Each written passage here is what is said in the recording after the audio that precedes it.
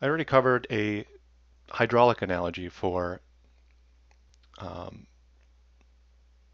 transistors. And we use these kind of mechanical analogies when we talk about electricity and magnetism because it's easier to understand. It's easier to understand mechanical and physical things typically than it is electrical things. We understand water flow, but when you try and think about electric current flow or voltage and that sort of thing, it can be quite difficult. It's just not an everyday experience. And this is the reason why we use mechanical analogies often when we start explaining electrical concepts, just so that you have something to grasp onto. And so here is how you could build an AND gate circuit in a mechanical way. So previously I used a toilet to make a transistor. In this case, I'm going to use a little bulb, a little empty bulb with two straws going into it and one straw going out.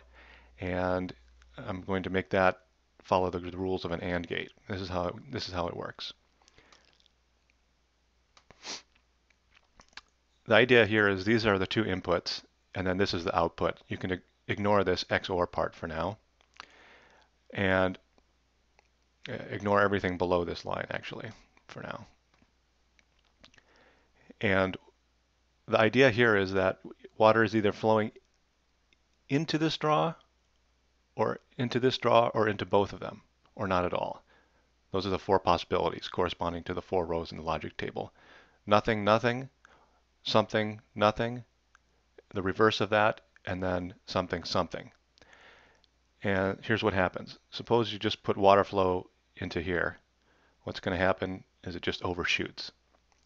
And so the AND gate gets no flow of water. And so it says this is 1, this is 0, and because he's not registering any water, we count that as a 0.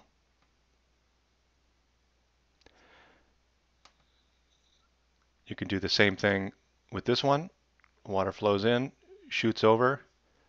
Now this input is 1, corresponding to water flow.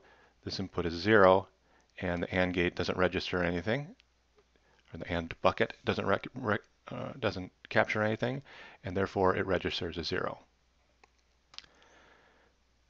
Now, what happens when both of them have water flowing? Let's see.